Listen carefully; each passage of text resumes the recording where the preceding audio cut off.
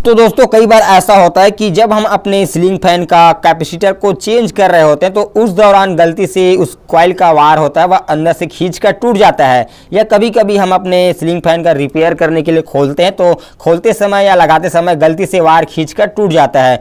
तो दोस्तों अगर आपका फैन का वायर भी कभी गलती से टूट जाता है तो आपको उसका वायरिंग फिर से करना पड़ता है। तो दोस्तों इस वीडियो में मैं आप लोगों को सीलिंग फैन का जो कॉइल के साथ वायर का वायरिंग करना होता है वो कैसे किया जाता है कंप्लीट आपको इस वीडियो में बताने वाला हूं। तो नमस्कार दोस्तों, मेरा नाम है अमर और आप देख रहे हैं हमारा यूट्यूब चैनल मैकेनिकल सर्च। तो चलो तो वीडियो को स्टार्ट करता हूं फटाक से।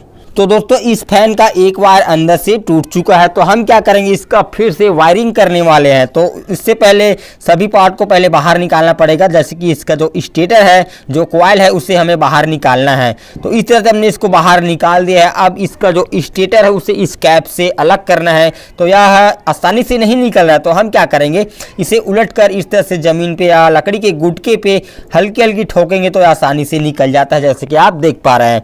तो यहाँ पर आपको पुराने वायर को कट करना है। तो कट कहाँ से करना है, ये जो सॉफ्ट का होल होता है, होल के किनारे से आपको कट करना है, आगे से कट नहीं करना। आगे से कट करेंगे तो कॉइल का तार अगर कट जाएगा तो आपको दिक्कत हो सकता है। तो आप देख सकते हैं इसमें सिर्फ 2 ही वायर बचा हुआ है जो कि जल कर भूंज कर सूख चुका है। तो इसका एक वायर अंदर से टूट चुका है, तो हम यहाँ पर इसको फिर से रिवायरिंग करेंगे। तो इसके बाद आपको सभी वायर को अलग करना है। यहाँ पर देखते हैं, यहाँ पर एक वायर कॉमन वायर था जिसमें कि 2 कॉइलों का वायर एक साथ जुड़ा हुआ है और दोनों कॉइल का तार यहाँ पर अलग जुड़ा है। तो इस तरह से आपको अलग कर देना है। तो यहाँ पर हमने इस तरह से 4 सिरे अलग कर दिए, यानी कि इसमें 2 कॉइल होता है, एक रनिंग एक स्टार्टिंग। तो एक कॉइल का 2 सिरा होता है, तो 2 कॉइल का यहाँ पर 4 सिरा हमने अलग कर दिया। अब इसके बाद आपको इस तरह से पतले तार लेना है, ठीक है। और यहाँ पर दोस्तों हम यहाँ पर 4 तार लगाने वाले हैं, यानी कि आपको 2 तार लेना है, 2 कलर में तार यूज करना है, ठीक है। एक कॉइल में आपको सेम कलर रखना है और दूसरे कॉइल में आपको सेम कलर रखना है, यानी कि आपको 2 कलर में वायर लेना है। तो आपको लगभग 8 से 10 इंच वायर लेना है, ठीक है। उसके बाद सभी वायर को किनारे से छील लेना है दोनों तरफ से, और छीलने के बाद सभी को एक गुच्छे के रूप में तैयार कर लेना है, क्योंकि इस वायर को हम इस सॉफ्ट के होल के जरिए ऊपर निकालेंगे तो यह आसानी से नहीं निकलेगा। तो इसके लिए हम यहाँ पर एक ट्रिक लगाएंगे, ठीक है। तो एक वायर लेंगे अलग से और उस वायर को सॉफ्ट के ऊपर की तरफ से यहाँ पर नीचे की होल है वहाँ से बाहर निकालेंगे, और उस वायर के साथ ये जो गुच्छे हमने बनाए हैं चारों तार का, उसको यहाँ पर ज्वाइन करके ऊपर खींचेंगे तो यह आसानी से जो वायर ऊपर चला जाता है, जैसे कि आप देख पा रहे हैं। तो दोस्तों इस तरह से आपको वायर को पहले फंसा लेना है सॉफ्ट के अंदर, ठीक है। इसके बाद यहाँ पर हम इसका वायरिंग करेंगे। दोस्तों वायरिंग करना वैसे तो इतना ज़्यादा मुश्किल नहीं है, आप बहुत ही आसान तरीके से सीख सकते हैं। तो यहाँ पर आपको ध्यान देना है, हमने यहाँ पर 2 कलर में तार यूज कर रहे हैं, तो किसी भी एक कॉइल के दोनों सिरों में आपको सेम कलर का तार यूज करना है। तो यहाँ पर 2 तार, अंदर वाली जो कॉइल है उसका 2 सिरा हो जाता है और बाहर वाली कॉइल का 2 सिरा होता है। तो यहाँ पर आपको सबसे पहले कंडूडी चेक करना है, क्योंकि हो सकता है हमने यहाँ पर वायर को कट किया तो गलती से कोई दिक्कत तो नहीं है, इसमें आपको चेक करना है। तो यहाँ पर मल्टीमीटर को कंटिन्यू मोड पर सेट करना है। तो यहाँ पर दोनों सिरे में चेक करते हैं बाहर वाला कॉइल का, तो यहाँ पर रीडिंग शो कर रहा है, यानी कि बाहर वाला कॉइल एकदम ओके है। अब हम अंदर वाली कॉइल के दोनों सिरों में यहाँ पर टच करके देखते हैं, तो यहाँ पर भी रीडिंग शो कर रहा है, यानी कि इसमें दोनों कॉइल में कोई दिक्कत नहीं है जो हमने इसको वायर को कट किया। अब इसके बाद तसल्ली कर लेने के बाद आपको इसका कनेक्शन करना है, वायरिंग करना है, ठीक है। तो यहाँ पर हम अंदर वाली जो कॉइल है उसका जो दोनों सिरे है उसमें ब्लैक वाली तार को यूज़ करेंगे। उससे पहले आपको स्लिप पाइप यहाँ पर ले लेना है, ठीक है। तो यहाँ पर हम पुराने स्लिप पाइप ले लिए हैं।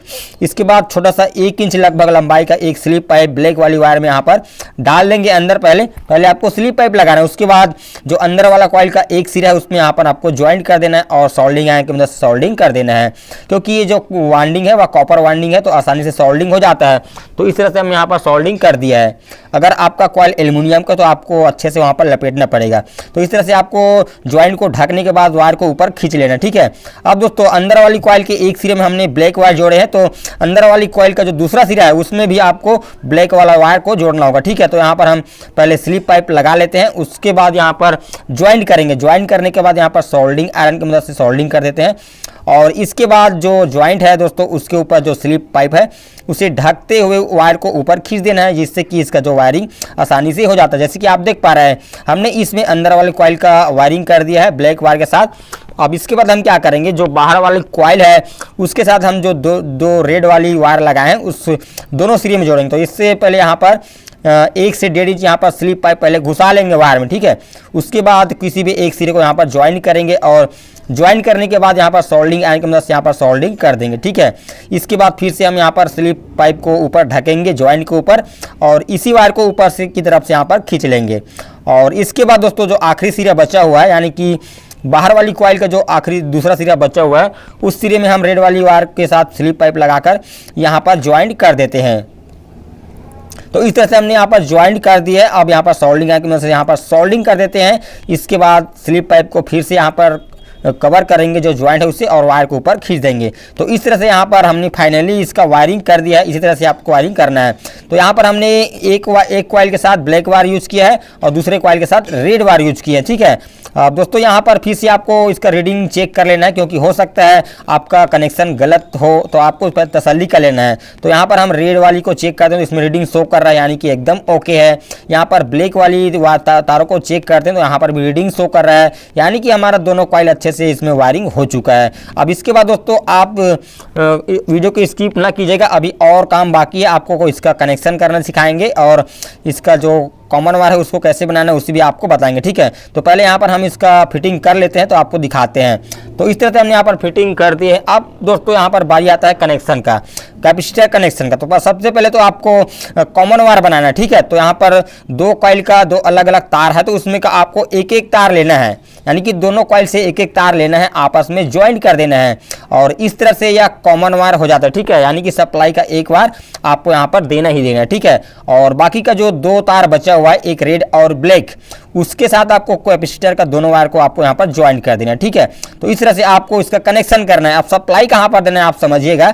सप्लाई का एक वायर आपको कॉमन वायर में देना ही देना है और सप्लाई का दूसरा वायर है उसे कैपेसिटर वाले किसी भी एक पॉइंट में आपको देना है, यानी कि आपको जिस डायरेक्शन में चलाना चाहते हैं उस डायरेक्शन में आपको वायर को जोड़ देना है। जैसे कि आप किसी वायर में जोड़ेंगे, अगर पंखा उल्टा चलता है तो आप उस पॉइंट को निकालकर कैपेसिटर के दूसरे पॉइंट में जोड़ सकते हैं, जिससे कि आपका फैन सीधा घूमेगा। तो इसके आप देख पा रहे हैं हमने इसमें कनेक्शन कर दिया है, हमारा फैन सही घूम रहा है। तो इस तरह से आप अपना जो सीलिंग फैन का जो कॉइल वायरिंग है उससे कर सकते हैं घर पर। तो चलिए तो मिलते हैं नेक्स्ट वीडियो में, तब तक के लिए जय हिंद, जय भारत, वंदे मातरम।